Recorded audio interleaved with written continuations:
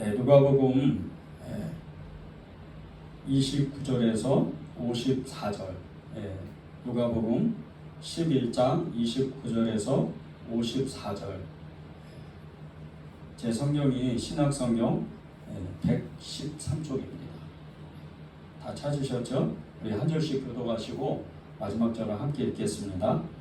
무리가 모였을 때 예수께서 말씀하시되 이 세대는 악한 세대라. 표적을 구하되 요나의 표적밖에는 보일 표적이 없나니.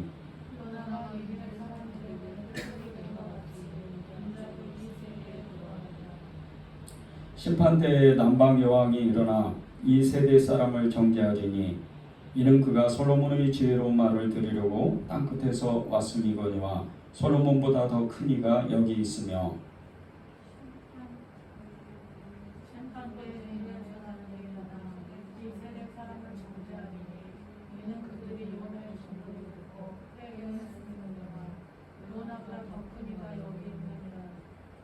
누구든지 등불을 켜서 속에나 말 아래에 두지 아니하고 등경 위에 두나니 이는 들어가는 자로 그 빛을 보게 하려 함이라.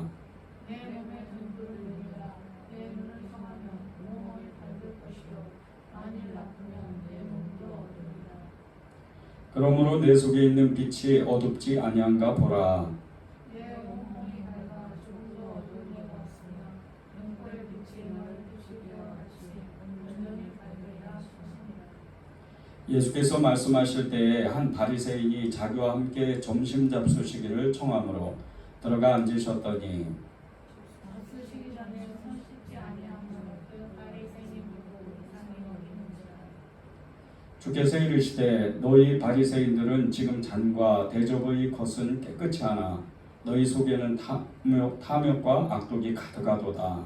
어리석은 자들아 겉을 만지시니까 속도 만들지 아니하셨느냐. 그러나 그 안에 있는 곳으로 구제하라. 그리하면 모든 것이 너희에게 깨끗하리라. 가 있을진저 너희 바리새인이여 너희가 박하와 문화와 모든 채소의 실전은 드리되 공의와 하나님께 대한 사랑을 버리는도다. 그러나 이것도 행하고 저것도 버리지 말아야 할지니라. 화 있을진저 너희 바리새인이여 너희가 회당의 높은 자리와 시장에서 문안받는 것을 기뻐하는도다. 가 있을진저 너희는 황폐당과 무덤 같아서 그 애를 받는 사람이 알지 못하느니라. 한 율법 교사가 예수께 대답하여 이르되 선생님 이렇게 말씀하시니 우리까지 모욕하심이니이다. 이르시되 화 있을진저 너희 지기 어려운 짐을 사람에게 주고 너희는 한 손가락도 이 짐에 대지 않는도다. 화 있을진저 너희는 선지자들의 무덤을 만드는도다. 그들을 죽인 자도 너희 조상들 이로다. 이와 같이 그들은 죽이고 너희는 무덤을 만드니 너희가 너희 조상이 행한 일을 증인이 되어 옳게 여기는도다. 그러므로 하나님의 지혜가 일렀으되 내가 선지자와 사도들을 그들에게 보내리니 그 중에서 더러는 죽이며 또 박해하리라 하였느니라. 창세 이후로 이 세대가 감당하고 곧 아벨의 피로부터 제단과 성전 사이에서 죽임을 당한 샤가랴의 피까지 가리라. 내가 너희에게 이르노니 과연 이 세대가 담당하리라. 화 있을진저 너희 율법 교사여 너희가 자식의 열쇠를 가져가서 또 들어가고자 하는 자도 나가느니라 하시니라. 거기서 나오실 때 서기관과 바리새인들이 거세게 달려들어 여러 가지 일을 따져 묻고 함께 읽겠습니다. 그 입에서 나오는 말을 책잡고자 하여 노리고 있더라. 아멘. 하나님의 말씀입니다. 네, 오늘 말씀이 이렇게 다소 좀 긴 것 같기도 하고 그리고 또 이 말씀이 여러분들이 읽으시면서 이게 무슨 뜻일까 이렇게 이제 몇 가지 챕터가 이렇게 나오고 또 이야기들이 이렇게 나오는 것을 보면서 좀 무슨 뜻으로 이렇게 말씀을 하시는 걸까 이런 생각을 하시는 분들이 계실 거예요. 근데 오늘 이 말씀 기도 제목이 마음이 깨끗한 사람의 모습과 같이 이 사람 안에 두 마음이 있다는 거예요. 하나는 이제 악한 마음과 그리고 또 하나는 하나님을 알고자 하는 마음, 그런 마음이 있다는 겁니다. 그래서 사람이 깨끗한 마음이 깨끗한 사람의 모습이 어떠한지 오늘 말씀을 나누고 이렇게 기도하는 시간을 가지면 좋을 것 같습니다. 보통 예수님 이렇게 믿는 사람들, 성도님들 중에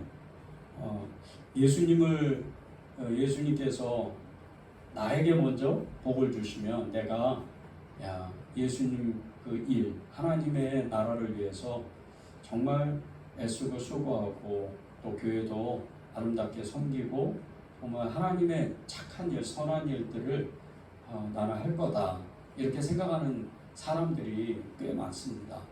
그래서 예수님을 믿는 목적이 그 다른 어떤 것보다 예수님을 믿는 그 순간서부터 나에게 복을 주실 것이다, 잘 살게 할 거다, 또 성공하게 할 거다, 이런 믿음을 가진 사람들이 한국교회 안에 의외로 많습니다.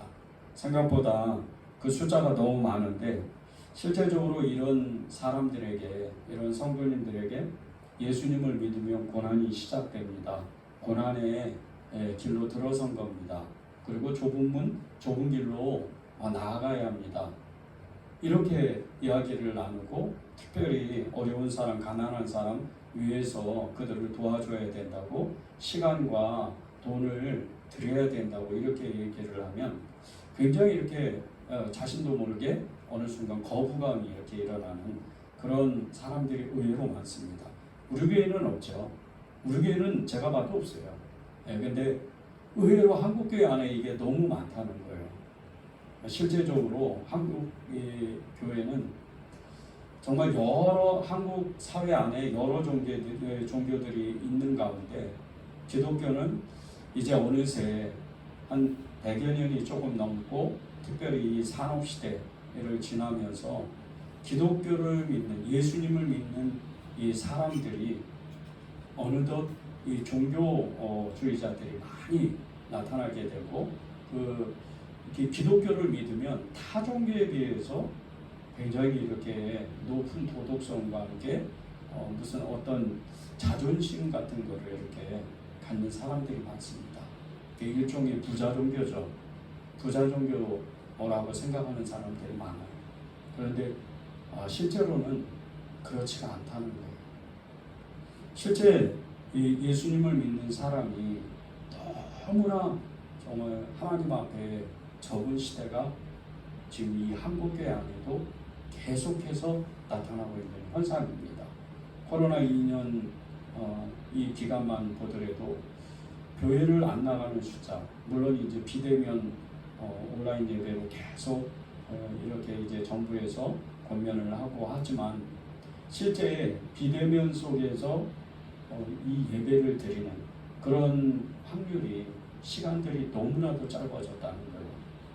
우리 교회처럼 50분 정말 이렇게 설교하는 이런 교회는 거의 예배를 드리지 않는 이런 형태가 한국교회 형태입니다. 그래서 보통 한국교회 대다수의 성도들이 예배를 드리면 10분 정도 예배를 드리고 다른 곳으로 옮겨서 또 다른 교회에 가서 이제 온라인으로 이렇게 가는 거죠. 그리고 예배를 드리는 것이 현실의 지금 모습입니다. 그러면 이 예배가 실제적으로 그렇게 정말 온전하게 드려지는 예배일까? 이 2년 코로나 시간을 지나면서 많은 사람들이 사실 믿음을 잃어버렸습니다. 그런 가운데 인터넷에서 또 하나의 현상들이 일어나기 시작하는 것이 이단들이 굉장히 활발하게 활동한다는 겁니다. 이단은 지금 그 SNS 매체를 통해 가지고 이제 새로운 이단이에요. 이 이단은 제가 이렇게 지명을 하지 않고 나중에 여러분들이 개별적으로 이렇게 질문을 하면 그때 제가 대답해 드리고요. 이 이단은 지금 모든 SNS 매체를 다 일으켜 세워가지고 그들의 그 포교 활동이 과거에 있던, 기존에 있던 이런 엄청나게 큰 이단 단체와 같이 정말 엄청나게 활발하게 활동을 하더라고요. 근데 그게 정통교회인 줄 알고 다 거기에 현혹이 돼서 유튜브 같은 데 들어가서 그런 간증들을 듣고 정말 이렇게 핍박을 받는다더라. 외국 가가지고 교회를 세웠는데 핍박을 받는다더라. 이래서 거기에 현혹이 되고 빠지는 현상들이 너무 많이 일어나고 있습니다. 이런 현상들이 지금 한국 교회 안에 그대로 드러나는 거죠. 예수님 당시에도 많은 이단이 있었지만 그 이단들의 정말 변했던 하나님을 믿었는데 예수님을 믿었는데 예수님을 떠나버리고 그렇게 이단을 쫓아갔던 것은 자기들의 말이 그리고 자기들의 신앙이 예수님을 안 믿어도 예수님이 없어도 하나님 앞에 갈 것이라고 그렇게 믿는 이단들의 말에 의해서 수많은 사람들이 그 이단에 빠졌다는 거예요. 지금 많은 사람들이 이렇게 예전이나 지금이나 이단에 빠지는 이유는 우리의 마음 가운데 하나님을 정확하게 만나지 못했기 때문에 예수님을 정확하게 만나지 못했기 때문입니다. 예수님 당시에도 많은 유대인들이 정말 그렇게 기다리고 고대하고 갈망했던 이 메시아를 기다렸지만 정작 메시아가 나타났을 때 메시아가 오셨을 때 그들은 메시아를 때리고 죽이고 그리고 모함하고 결국은 하나님을 외면해버리는 그런 사람들이었습니다. 실제적으로 예수님 당시에 정말 유대인들의 고단한 이 삶을 풀어주기 위해서 너무나 힘들고 지치고 어려운 이 삶을 풀어주기 위해서 예수님께서 오셨지만 아주 극소수의 사람만 예수님을 믿고 예수님의 제자가 되고 하나님의 사람들이 됐습니다. 이스라엘 전체로 놓고 보면 거의 1% 정도밖에 안 되는 지금도 마찬가지죠. 그런 아주 너무 적은 사람들이 예수님을 믿었어요. 우리는 성경을 이렇게 읽으면서 이 예수님 당시에 너무 수많은 사람들이 예수님을 믿었다고 생각하지만 실제로는 그렇지 않습니다. 많은 사람들이 예수님을 하나님으로 받아들이지를 못했던 거예요. 그런데 예수님이 오셨을 때 이 유대인들의 대다수, 특별히 이 유대 지도자들은 예수님에게 요구하는 것이 몇 가지가 있었는데 그 중에 하나가 당신이 정말 메시아면 표적을 보여달라. 이렇게 따져 묻는 사람들이 너무나 많았었어요. 그것이 오늘 누가복음 11장 29절 30절입니다. 무리가 모였을 때 예수께서 말씀하시되 이 세대는 악한 세대라. 표적을 구하되 요나의 표적밖에는 보일 표적이 없나니 요나가 니느웨 사람들에게 표적이 됨과 같이 인자도 이 시대에 그러하리라. 표적을 보여달라는 이 유대인들에게 예수님은 니느웨에 전도하러 갔던 요나가 나의 표적이다. 이 시대에 이렇게 말씀을 하셨어요. 그리고 그 요나의 표적이 왜 니느웨에 전도하러 갔던 요나가 이 시대에 왜 표적이냐? 예수님의 요나같이 이 땅에 왔느냐? 그것은 니느웨가 그렇게 악한 나라고 그렇게 정말 무자비한 이런 인종이라고는 하나도 한 점도 찾아볼 수 없는 그런 악한 세대에 요나가 가서 복음을 전하고 회개의 말씀을 전했을 때 그들이 10만 명이 넘는 이 니느웨 도시에 사람들이 왕으로부터 이 짐승에 이르기까지 다 회개하는 역사, 그 사건을 예수님 말씀하신 겁니다. 예수님 당시에 얼마나 사람들이 악했으면 너희들이 그렇게 하나님을 믿는다고 했지만 악하고 악한 세대라 내가 요나처럼 이 땅에 회개를 선포하러 왔다고 말씀하시는 겁니다. 우리는 안 그렇습니까? 우리는 지금 이 시대에 교회가 어려워 예수님 믿기 힘들어 너무나 예수님 믿으면 뭐가 이루어져? 예수님 믿으면 잘 먹고 잘 살아야 되는데 왜 이 모양 이 꼴이야? 이러면서 왠지 모르게 예수 믿는 사람들 안에도 불만과 또 불평이 그렇게 가득한 거예요.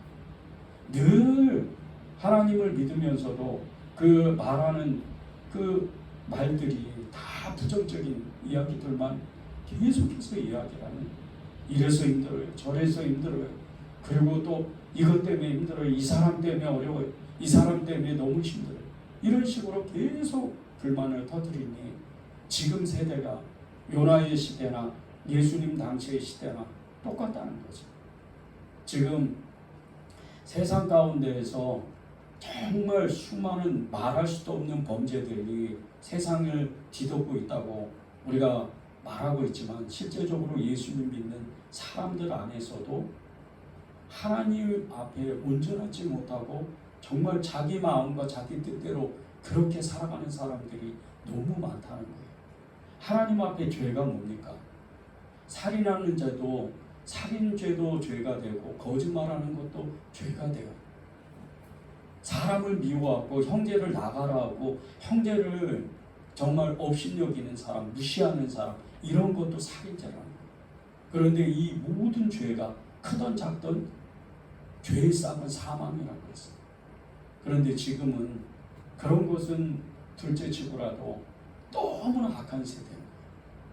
세상은 그렇다 치고 교회는 정말 깨끗하고 정결하고 높은 도덕성을 세워서 예수 믿는 사람으로서, 그리스도인으로서 우리가 살아가야 될 텐데 그렇지가 않다는 거예요. 교회 안에서도 여전히 세상 사람들과 같이 거짓말하고, 세상 사람들과 같이 미워하고, 음란하고, 끊임없이 다투고 싸움하고 혈기가 일어나고 그런다는 거예요. 이게 어찌된 일입니까? 하나님이 이 세대의 요나의 표적으로 오셨다고 했는데, 그 요나의 표적은 요나가 니느웨 땅 가가지고 무슨 전심을 다해서, 야 니네들이 이제 망한다, 하나님을 믿지 않으면, 하나님께 회개하지 않으면 망한다, 이렇게 막 간절한 마음으로 그 니느웨 땅을 이렇게 돌아다니면서 일일이 사람들을 붙들어서 회개시킨 게 아니고, 이 니느웨는 엄청나게 큰 도시라 이 요나가 사람이 달려가면서 이 사흘길을, 이렇게 3일을 이렇게 걸어가야, 그래야 이 도시를 다 돌아볼 수 있는 그런 넓이다. 그런데 이 요나가 그냥 달려가는 거예요. 하루 만에. 하루길도 안 되죠. 달려가면서, 야 니네들 회개 안 하면 하나님이 이 도시 완전히 망하게 한대, 그러면서 잘 들리지도 않아요. 그리고 막 뛰어간 거예요. 그런데 그 아주 잘 들리지도 않는 이런 하나님의 말씀에 이 니느웨 사람들은 왕으로부터 모든 평민에 이르기까지 다 죄를 뒤집어 쓰고 거리에 나와서 회개하기 시작했어요. 그래서 하나님이 이 니느웨 땅을 심판하지 않은 겁니다. 안 그랬으면 소돔과 고모라와 같이 이 땅은 완전히 정말 하나님이 멸망시키려고 작정을 했던 땅입니다. 그런데 지금 우리가 하나님 앞에 정말 온전한 회개를 했느냐 이겁니다. 나는 정말 하나님 앞에 온전한 회개를 했나? 그 회개의 말씀을 듣고 하나님 앞에 내 삶을 완전히 변화시키고, 그리고 나는 옛사람을 완전히 옛사람을 죽고 새 사람으로서 하나님 앞에 나는 정결하게 날마다 그렇게 살아간다. 이 말씀에 우리는 왠지 모르게 자신 없어하고, 왠지 모르게 하나님 앞에 떳떳하지 못하는 것이 이 한국교회 대다수의 성도들의 모습이라는 거예요. 딱 예수님 당시죠. 딱 요나의 당시예요. 지금 우리가 정말 우리의 죄를 심각하게 고민하고 하나님 앞에 나온다면 이 세대가 저와 여러분을 통해서 바뀌는 게 맞아요. 한 사람이 변하면 이 세상이 변하게 돼 있는 겁니다.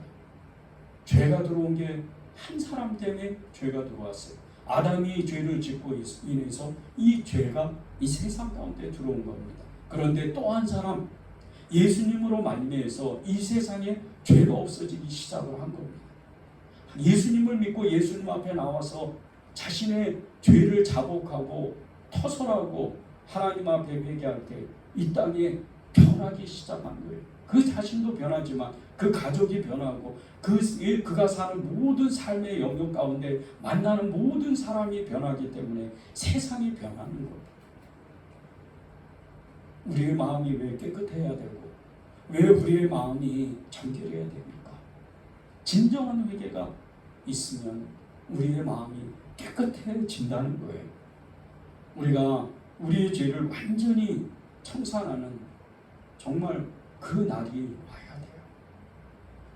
저와 여러분이 정말 어제도 그제도 정말 이렇게 계속 지었던 죄를 오늘도 지고 1년 전에 회개하고 그 10년 전에 회개하고 20년 전에 회개했던 그 진정한 회개가 싹 다 사라지고 여전히 나는 옛사람으로 죄에 대한 죄에 정말 그대로 죄가 드러나는 세상 사람들과 같이 그렇게 여러분이 하나님을 믿으면 안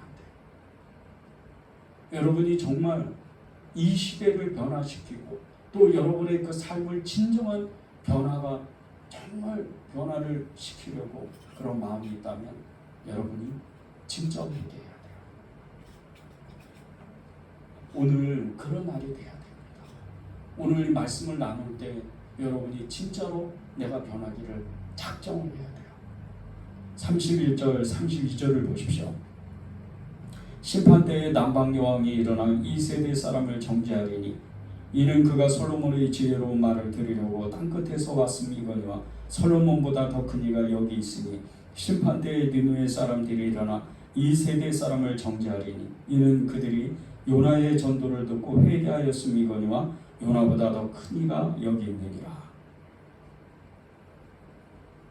마지막 심판 때에 남방 여왕이 그 솔로몬을 찾아와서 솔로몬의 지혜로운 말을 들으려고 먼 곳에서부터 정말 이렇게 찾아와서 솔로몬의 말을 들었어요. 그리고 그는 이 남방 여왕은 지혜를 얻었어요. 그리고 돌아갔죠. 니느웨 때에 이 요나의 회개의 말씀을 듣고 이 니느웨 사람들이 하나님도 알지도 못하면서 그들의 우상을 다 버리고 하나님 앞에 자복하고 회개했어요. 정말 이 모습과 같이 우리는 들을 귀가 열려야 돼요. 하나님이 말씀하실 때 우리의 귀가 활짝 열려 있어야 돼요. 그래서 요한계시록에서 귀 있는 자는 성령이 말씀하시는 것을 들을지어라고 그렇게 들으라고 계속해서 말씀하시는 거예요. 요한계시록에 어떤 말씀입니까? 이 마지막 때의 일을 기록한 성경이에요. 그런데 그 마지막 때의 미래의 모든 일들을 기록하면서 계속해서 예수님께서는 귀 있는 자는 성령이 말씀하시는 것을 들으라고 계속 말씀하셔요. 우리의 귀가 열려 있어야, 우리의 영적인 눈이 열려 있어야 하나님의 말씀을 정말 심각하게 듣고 우리의 마음을 바꿀 수가 있는 거예요. 마음이 깨끗하기를 원하십니까? 정말 정결한 사람으로 살고 싶습니까? 여러분의 삶을 완전히 변화시키고 싶으세요? 그러려면 하나님의 말씀을 듣는 이 훈련이 돼 있어야 돼요. 그리고 그 말씀이 어떠한 말씀이라 하더라도 내가 이 말씀 가운데 순종하기를 결단해야 돼요. 요즘 시대는요, 말씀에 진짜 홍수의 시대라고 그래요. 정말 언제 어디서나 스마트폰 탁 키면 인터넷으로 그냥 그 수많은 목사님들의 설교를 그냥 아무렇지도 않게 들을 수 있어요. 지금 너무 말씀의 홍수 시대죠. 그런데 이렇게 말씀이 풍요롭고 풍성한 시대에 왜 죄가 더 많아져? 예수를 믿는 사람들이 그렇게 많은데도 이 땅에 정말 범죄란 범죄는 판을 치고 교회 안에서도요. 교회에 그냥 싸움을 하고 난리가 나는 거예요.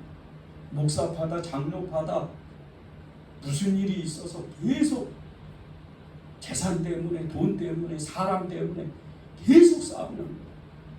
하나님의 말씀이 있으면 하나님의 그 말씀에 풍요롭게 그렇게 풍성하게 듣는다면 그런 일이 없어야 되잖아요. 그런데 왜 계속 싸워요? 말씀의 그 홍수 가운데에서도 이 풍요 속에서도 말씀의 그 풍요 속에서도 우리는 빈곤을 느끼는 거예요. 왜 그런지 아세요? 진리의 말씀을 듣지를 못해요.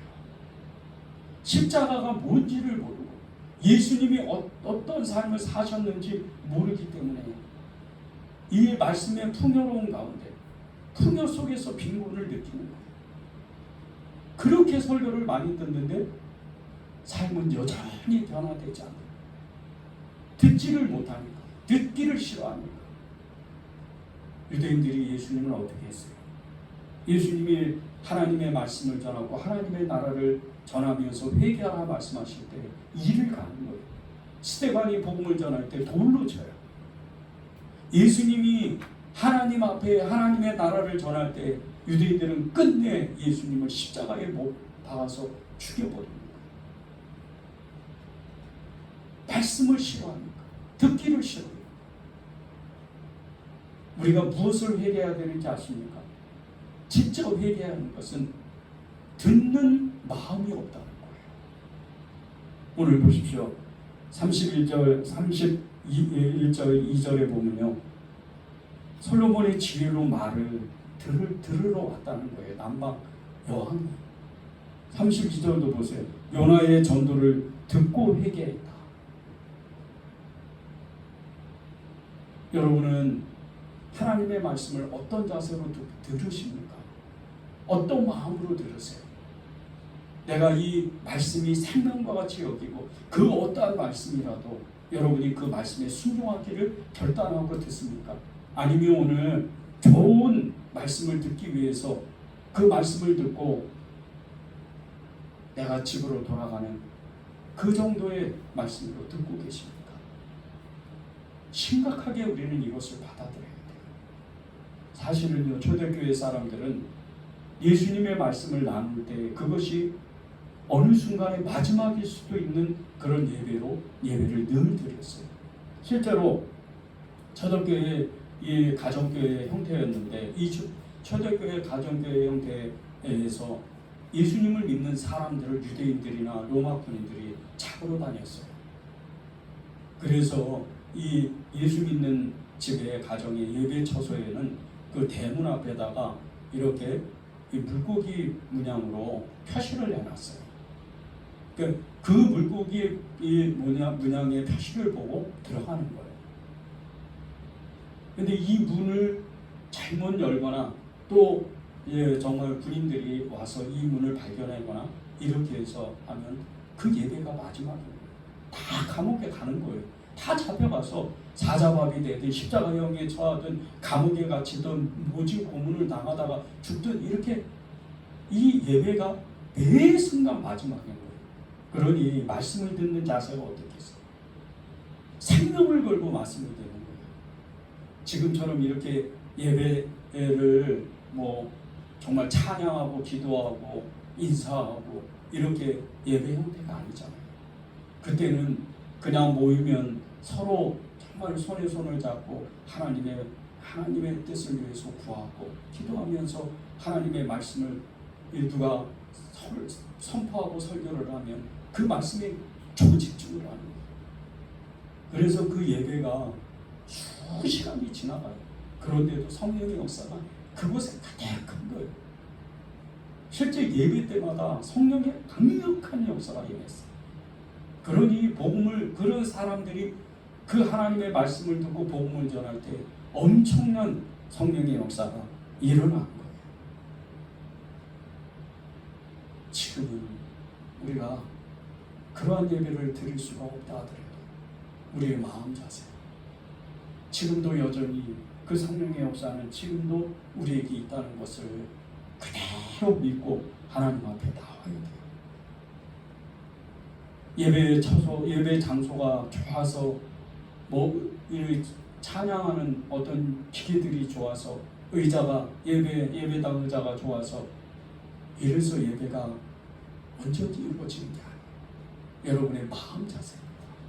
예배에 임하는 마음 자세, 그리고 하나님의 말씀을 듣기를, 그 말씀을 듣고 내가 정말 하나님 앞에 순종하기를 결단하는 그 마음이, 하나님의 말씀이 여러분의 심령에 박히는, 심령에 새겨지는 그런 역사가 일어나는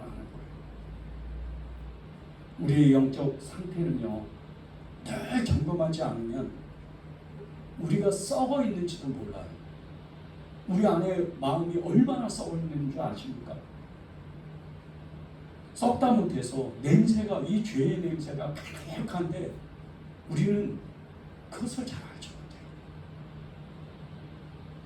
34절 36절을 읽어드리겠습니다. 내 몸에 등불은 눈이라 내 눈이 성하면 내 온몸이 밝을 것이요 만일 나쁘면 내 몸도 어두우리라. 그러므로 내 속에 있는 빛이 어둡지 아니한가 보라. 내 온몸이 밝아 조금도 어두운 데가 없으면 등불의 빛이 너를 비출 때와 같이 온전히 밝으리라. 눈은 마음의 창이라는 말이 있습니다. 이것은 정말 눈이 좋은 사람이 색깔을 잘 구분하고 멀리 있는 것도 잘 본다는 뜻이 아니에요. 이 눈은 마음의 창이다. 이것은 우리의 마음에 있는 모든 것이 사실 눈으로 다 표현되어지고 나타나게 돼 있어요. 마음이 어려워요. 마음이 힘들어요. 그리고 누구를 미워요. 그 눈으로 다 나옵니다. 그래 눈의 표정에 그대로 드러나게 돼 있어요. 더군다나 세상 사람도 아닌 우리 예수 믿는 사람들은 그 눈을 숨길 수가 없어요. 자기의 마음을 숨길 수가 없어요. 세상 사람들은 사기꾼들이 교묘한 말로 인해서 사람들을 이렇게 속이지만 그리스도인들은 그렇게 할 수가 없어요. 예수님을 믿는 사람들은요, 그 눈에 자기의 그 가지고 있는 마음이 그대로 표현되어질 수밖에 없는 거예요. 우리가 얼마나 정말 좋은 마음을 가지고 또 얼마나 나쁜 마음을 가질 때 상대방이 그 눈을 보고 그대로 그것을 느껴요. 이 사람이 나를 싫어하는구나. 이 사람 무슨 어려움이 있구나. 이런 모습이 그대로 드러나게 되어 있어요. 그리고 그 상대방도 다 느낄 수 있다는 거예요. 그런데 오늘 보십시오. 주의 말씀에 우리의 이 눈이 깨끗해야 된다는 거예요. 밝아야 된다는 거예요. 34절 보세요. 내 몸에 등불은 눈이라 내 눈이 성하면 온몸이 밝을 것이요 만일 나쁘면 내 몸도 어두우리라. 그 눈 하나 정말 깨끗해지면 그 눈 하나, 그 눈이 정말 온전해지면 그 마음도 깨끗해지고 그 마음 가운데 깨끗해짐으로 인해서 온몸이 밝아진다는 거예요. 하나님의 말씀을 듣고 우리의 마음을 정말 정결하고 깨끗하게 만든다면 그게 그대로 드러난다는 거예요. 여러분은 어떠세요? 여러분의 그 마음은 하나님 앞에, 사람 앞에 깨끗하세요? 아무런 걸림이 없으세요? 여러분이 만약에 그렇다면 여러분은 그 마음이 예수님으로 가득한 사람이고, 그런데 그렇지 않다면 여러분의 마음은 하나님의 마음이라기보다는 여러분의 그 어떤 상처받은 마음 때문에 하나님을 알 수도 없을 뿐더러 하나님의 뜻을 분별하지도 못해요. 더군다나 사람에게도 정말 온전하지 못해요. 그런 행동이 나타나게 돼 있는 거예요. 거기 보세요. 35절에 보면 그러므로 내 속에 있는 빛이 어둡지 아니한가 보라. 점검해 보라는 거예요. 우리의 마음이 어둡지 아니한가 점검해 보라는 거예요. 여러분의 마음이 어떠세요? 여러분의 마음이 정말 예수님으로 그 기쁨으로 감사로 충만하세요? 여러분 중에 만약 정말 감사를 잃어버렸거나 기쁨을 잃어버렸다면 여러분의 마음을 빨리 추스려야 돼요. 특별히 감사가 없어졌다, 사라졌다 그러면 빨리 하나님 앞에 달려나와야 돼요. 하나님의 말씀을 듣고 그 하나님의 말씀으로 내 마음을 다시 바꿔야 돼요. 감사가 부족하고 감사가 사라진 이 사람은요, 대부분의 마음이 정말 그 마음 가운데 예수님의 마음이기보다는 자신의 상처와 아픔으로 가득하게 됩니다. 그러면 예배에 임해도 하나님 앞에 성경을 읽어도 하나님 앞에 나와도 이게 제대로 집중할 수가 없어요. 말씀이 들려질 수도 없고 하나님을 알고 싶어하는 마음도 점점 적어지는 거예요. 말씀을 읽기도 너무 버거워져요. 이게 우리의 마음을 점검해야 되는 시기예요. 마음이 깨끗한 사람의 모습, 이 사람은요 영혼육이 충만한 거예요. 성령으로 충만하고 말씀으로 충만하고 믿음으로 충만하고 기쁨으로 감사로 충만한 사람인 거예요. 이게 하나님이 우리에게 궁극적으로 예수의 이름을 부르면 그분을 따라가며 그분으로 옷 입으면 하나님의 사람으로 만들고 싶어하는 뜻이에요. 그것이 하나님이 우리에게 찾아오신 이유입니다.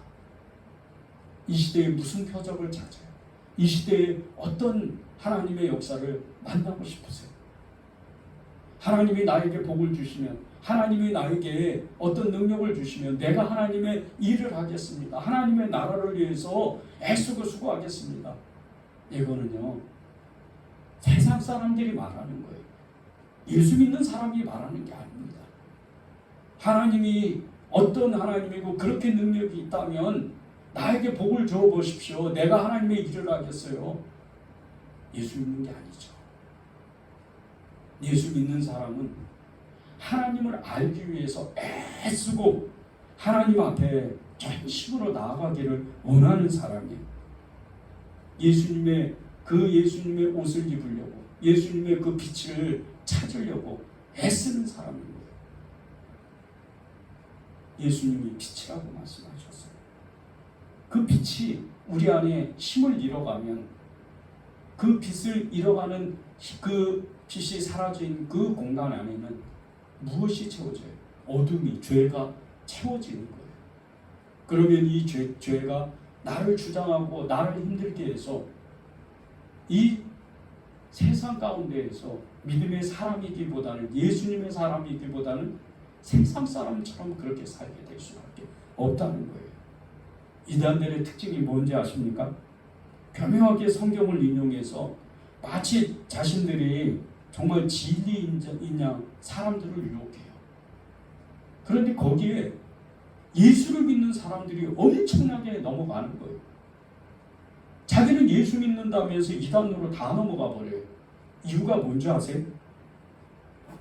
이런 사람들은 그 안에 예수님의 빛이 없는 거예요. 말씀이 없는 거예요.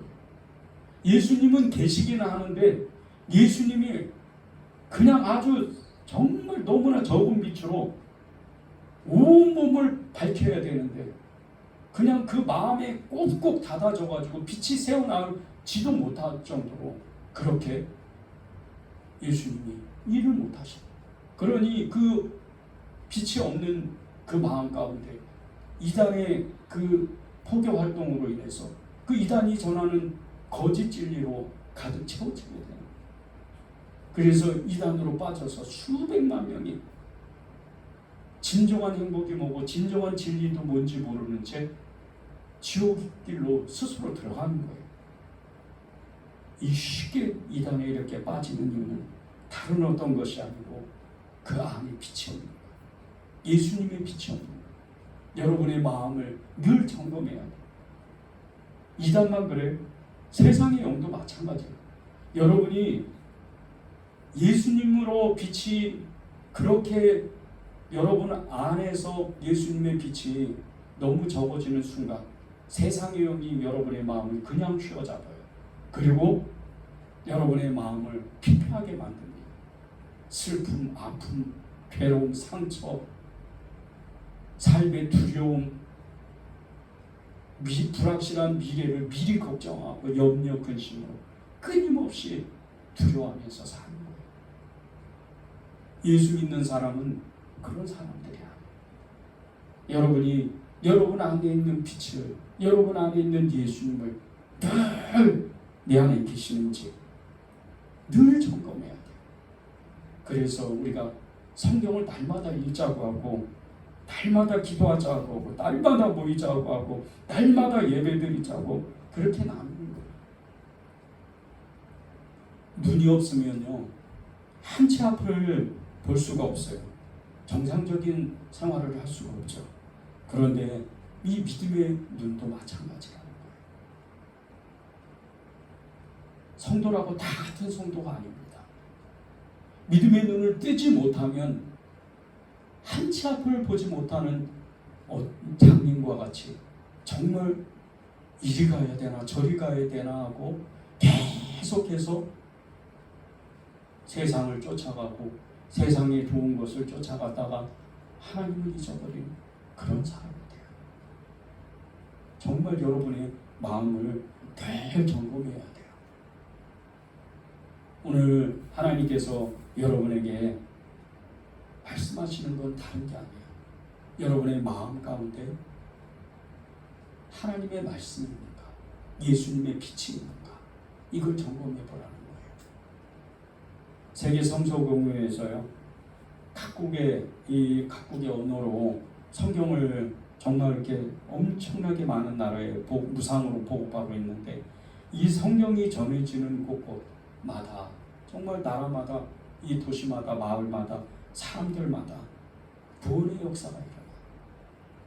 그들의 슬픔과 아픔, 좌절, 인생의 고난 가운데 헤맸던 사람들이 이 성경을 통해서 예수님을 믿고 소망의 그 찬 삶을 살아가요. 천국 복음에 그 눈이 열렸기 때문에. 콩고에도요 정말 이렇게 콩고에서 살다가 전쟁 중에 자신의 아이들 7명을 전쟁통에 다 잃어버리고 남편이 자기 눈앞에서 총살당하는 것을 보고 우간다로 피난온 조이스 자니카라는 여인이 있어요. 이 여인이 그런 인생의 좌절 가운데에서 이 세계 성서 공예를 통해서 성경을 받았어요. 그리고 예수님을 믿었어요. 성경을 날마다 생명처럼 읽고 성경을 읽을 때마다 이 조이스는 하나님이 우리를 사랑하심으로 슬퍼하지 말라는 말씀에 자신의 인생을 완전히 변화시켰어요.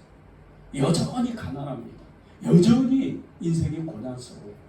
그런데 이 조이스라는 이 여인은 하나님의 말씀으로 큰 위로를 받고 이 성경에 또 다른 말씀, 가난한 자를 도와라, 이 말씀에 큰 은혜를 받고 길거리에서 우연히 만난 이 젊은 여인 애기 엄마를 자신의 집으로, 가난한 집이었지만 자신의 집으로 데리고 와서 함께 살았어요.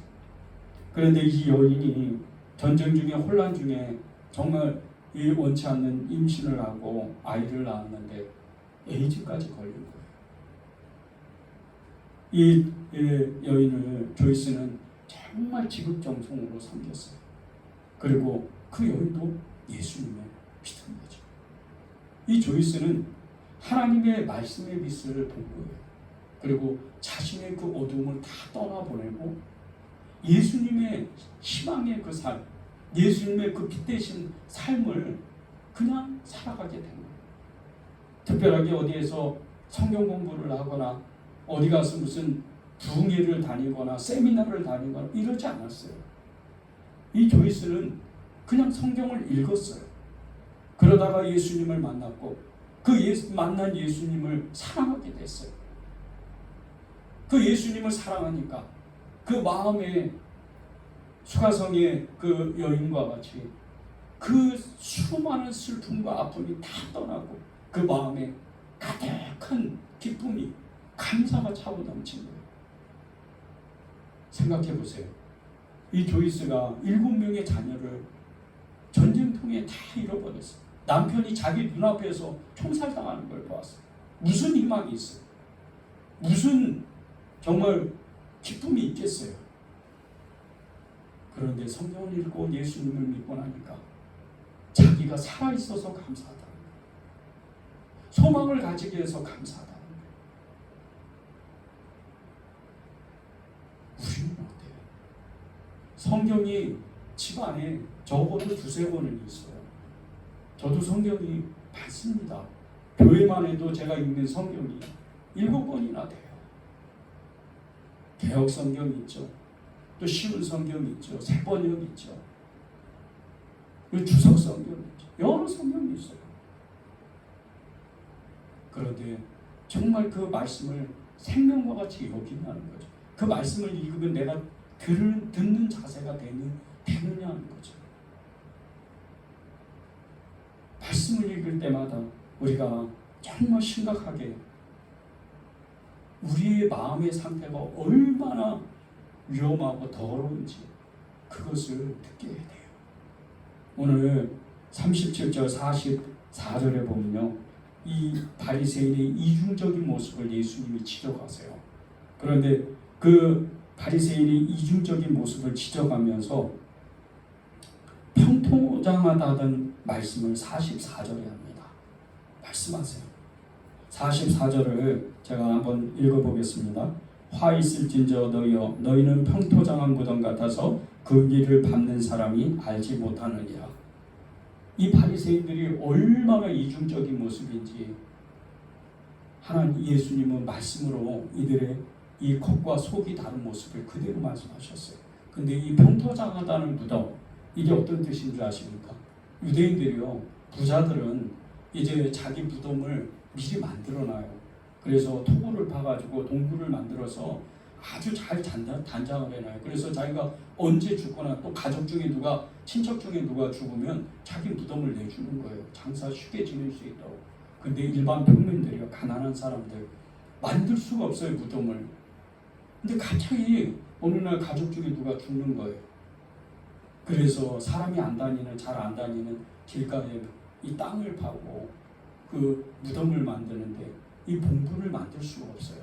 봉분을 만들 수가 없어가지고 그 평지와 같이 똑같은 높이로 그냥 덮는 거예요. 땅을 파서 시체를 묻고. 근데 그것이 이렇게 너무 그 땅이 두껍지가 않고 단단하지가 않으니까 사람들이 지나가다 그 무덤을 밟으면 다 무덤이 망가져요. 그래서 거기다가 회칠을 합니다. 거기다 이렇게 칠을 해놓은 거예요. 여기 무덤입니다. 이렇게 표시를 해놓은 거예요. 그래서 사람들이 그 무덤을 밟지 않고 옆으로 이렇게 지나가는 거예요. 비켜서. 그런데 그 회칠한 그 무덤 밑에는 지금 어떻게 돼 있죠?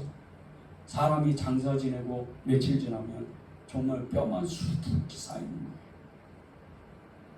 이렇다는 거예요. 시체 썩는 그 냄새가 그 회칠한, 겉에는 화려한데 그 밑에는 정말 시체 썩는 냄새가 가득하고 뼈가 가득하다는 거예요. 이게 평토장한 무덤입니다. 이 말씀이 우리의 마음을 찔러와야 돼요. 이 말씀이 정말 하나님 앞에 우리의 이 거짓된 마음, 죄로 아주 더럽게 바리새인과 같이 겉과 속이 다른 이 모습과 같이 우리는 하나님 앞에 정말 고백해야 돼요. 사도행전 5장에 보면요, 아나니와 삽비라 부부의 이야기가 나와요. 아나니와 삽비라가 예수님을 믿고 정말 이 믿음의 공동체 안에, 교회 안에서 잘 처음에는 행동했어요. 그런데 자신들이 가지고 있던 이 밭을 팔고 나서 그것을 감춰두는 거예요. 그런데 이것이 그 욕심과 그리고 또 하나님의 어떤 능력을 받으려고 하는 이 거짓된 마음 때문에 이 아나니와 삽비라가 하나님 앞에 정말 즉사에서 죽어버리는 이런 일들이 생겨요. 두 마음을 가지니까. 마음이 깨끗해야 되는 이유가 뭔지 아십니까? 여러분이 예수님 앞에 나왔을 때 하나님을 믿는다고 하지만 하나님 앞에 온전하지 못하면, 하나님 앞에 정결하지 못하면 여러분은 사실은 하나님 그분을 잘 알지 못하는 거예요. 사도행전 야고보서 2장 26절에는요 이렇게 말씀을 해요. 영혼 없는 몸이 죽은 것 같이 행함이 없는 믿음은 죽은 것이다. 말씀이 없는 사람은 영혼이 죽은 거예요. 그런데 그 말씀이 없기 때문에 행함이 없는 거예요. 하나님의 말씀이 빛인데 예수님의 빛이 있어야 행하는 사람이 되는데 그렇지가 않다. 우리가 왜 우리의 마음이 정말 깨끗해야 되고 이 깨끗한 모습으로 살아가야 되는지 여러분이 믿음으로 결단해야 됩니다. 45절 52절에 보면요, 율법교사 이야기가 나오는데 저는 이 말씀을 보면서 굉장히 큰 충격을 받았어요. 이 율법교사가 다른 사람이 아닌 거예요. 전 거예요. 저 자신인 거예요. 52절을 제가 읽어드리겠습니다. 화 있을진저 너희 율법교사에 너희가 지식의 열쇠를 가졌어도 너희도 들어가지 않고 또 들어가고자 하는 자도 많았느니라. 이 율법교사들은 천국 갈 수 있는 그 지식의 열쇠를 가지고 있었어요. 그 율법이에요. 근데 이 율법을 온전히 행하면 정말 하나님을 알 수가 있고 정말 순전한 마음으로 그 말씀의 빛이 순전하게 있으면 예수님이 누군지를 정확하게 알 수 있었어요.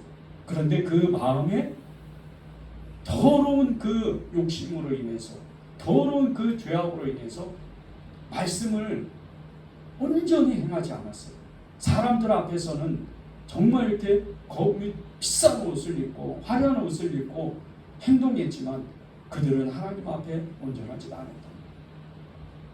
그래서 이들이 하나님 앞에 정말 전심으로 나아간 것처럼 보였지만 사실은 이 모세의 600가지도 넘는 율법을 백성들에게 그렇게 살으라고 강요하면서 자기들은 그걸 행하지 않아요.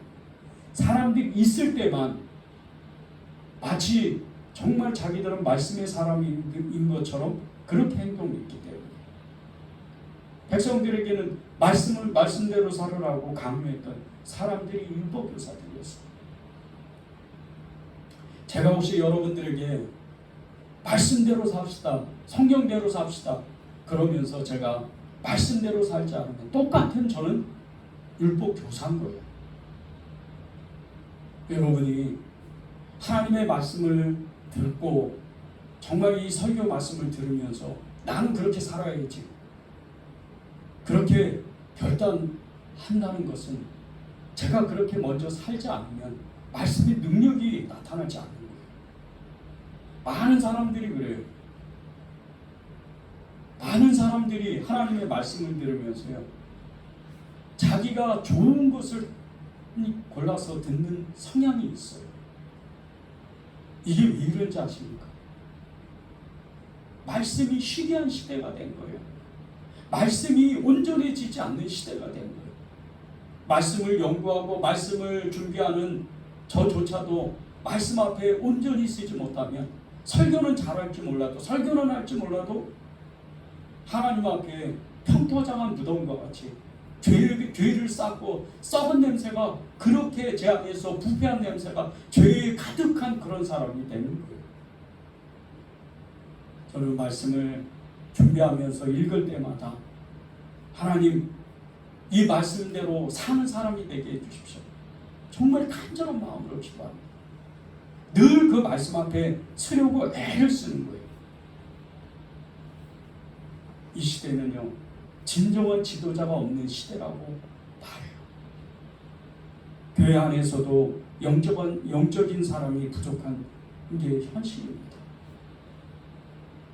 최근에 어떤 목사님하고 한국교회에 대해서 이런저런 얘기를 나누는데 그 목사님이 이런 얘기를 하시는 거예요. 요즘은 교회 안에서요, 영적인 눈이 열린 사람들이 부족해요. 그런 시대가 됐습니다. 세상에서 성공하고 돈을 많이 벌고 그것이 교회의 어떤 직분과 연결이 돼서 세상에서 성공하는 사람이 믿음이 굉장히 좋은 사람이고 부자가 믿음이 굉장히 좋은 사람인 것처럼 보여지는 이 한국교회 현실을 보면서 영적인 눈이 열린 사람이 정말 눈을 씻고 봐도 부족한 시대가 됐다는 거예요. 그런데 그것을 가르치는 사람이 누구죠? 율법교사예요. 저 같은 목회자들입니다. 지금 이제 바꿔야 돼요. 지금 시대는 이제 정말 하나님 앞에 온전히 말씀을 붙잡고 사는 예수님의 빛이 이 마음 가운데 꽉꽉 닫아져 사방에 닫아져서 빛이 새어나지 못하는 그런 사람이 아니고, 이게 완전히 문이 열려서, 마음의 문이 열려서 온몸을 밝히는 예수님의 그 빛이 나타나야 돼요. 그것이 말씀으로부터 시작돼야 됩니다. 그것이 성령으로부터 시작이 돼야 돼요. 고린도전서 4장 20절에 보면요, 하나님의 나라는 말에 있지 아니하고 오직 능력에 있다고 했어요. 하나님의 나라는 말에 있는 것이 아니에요. 능력이 있는 거예요. 여러분 안에 하나님의 말씀이 있고 예수님이 계시다면 여러분을 통해서 세상이 밝혀져야 돼요. 여러분을 통해서 그 기쁨의 감사의 DNA, 그 인자가 계속해서 퍼져나가야 돼요. 코로나 바이러스만 퍼집니까? 여러분을 통해서 예수님의 인자가 퍼져야 돼요. 예수님의 바이러스가 퍼져나가야 돼요. 그래야 세상이 변화되는 거예요. 예수님을 믿었는데 기쁨이 하나도 없어요. 감사가 하나도 없어요. 늘 어두운 얼굴이에요. 여러분의 마음을 점검하세요. 마음이 깨끗한 사람의 모습이 어떤 사람이에요? 그 마음에 하나님 앞에 걸릴 것이 없는 사람이에요.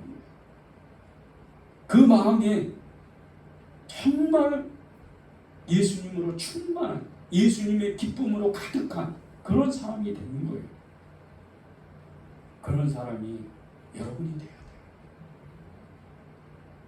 이번 주에 주님께서 여러분에게 여러분의 마음 안에 있는 예수님의 그 빛을 더욱더 꺼내고 그 빛을 그 마음에 감춰두는 것이 아니고 오늘 말씀과 같이 등경 위에 두는 거예요. 이 등경 위에 든다는 말씀은 유대인들은요, 그 집을 이렇게 질 때 그 등불을 그 머리맡에 위에 그 문 앞에다가 둡니다.